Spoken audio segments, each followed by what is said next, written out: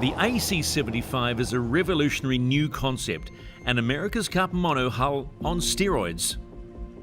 To start with, it's big, 75 feet long, 16 feet wide. But it's also light, which is crucial because the AC75 is designed to fly. And it's different. Rather than a keel, a brand new concept keeps it standing. Foil cant arms move under or outside the boat to provide the leverage it needs to stay upright. Some parts of the boat are supplied. The mast, rigging, foil cant arms and their hydraulics are all stock components. But there are still plenty of areas that designers can experiment with to find a race-winning edge.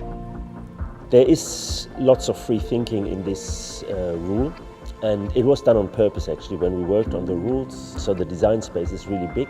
That gives plenty of opportunity for thinking out of the box. The best proof for that is that we see now 4 boats out there, and the 4 boats look very different. I would say there's on one side American Magic and Ineos. They have pretty flat hulls, and then there's Team New Zealand and us. We have these hulls with a hump at the bottom. That shows that we had quite different ideas on how the boats will be sailed. One of the fundamental decisions you've got to make is whether the crew are going to transfer from windward to leeward through a tack or a jibe. It's a really interesting sort of design trade-off there of whether you move the crew or keep them fixed. We'll find out who's got it right and who's got it wrong. A new evolution is the twin skin mainsail. The double sail skins combined with the spar to form a wing, generating the power the AC75 needs to foil. A sail is effectively a wing that stands vertically. So instead of just a single mainsail that a conventional yacht has, we've got a twin or double-skinned mainsail, which gives a really efficient aerodynamic section. If you took a cut through that, it would look like a D section at the front with the 2 skins coming aft, much the same as an aircraft wing. Underwater is where things get really interesting this America's Cup, but the story starts inside the boat.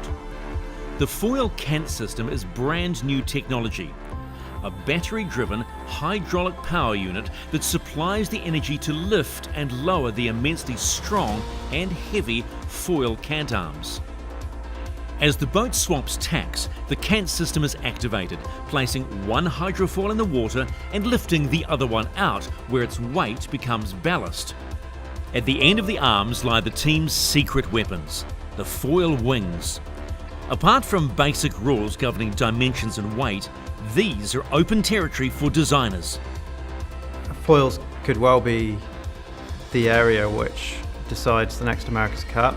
The principles which allow an AC75 yacht to foil are basically the same principles that allows an aeroplane to stay in the air.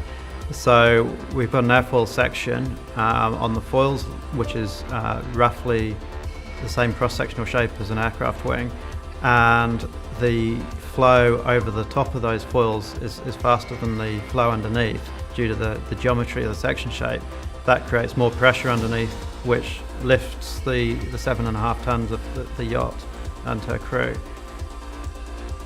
A new advancement this Cup, the foil wings have trailing edge flaps, just like on a plane, providing extra lift on takeoff and giving the crews precise control over ride height.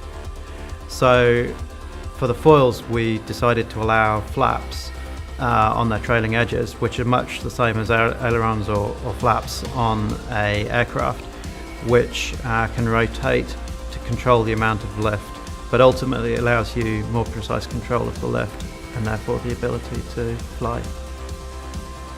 The AC75 is one of the most radical design challenges ever presented to teams in the America's Cup, breaking new ground in design and technology, enduring hallmarks of 170 years of America's Cup competition.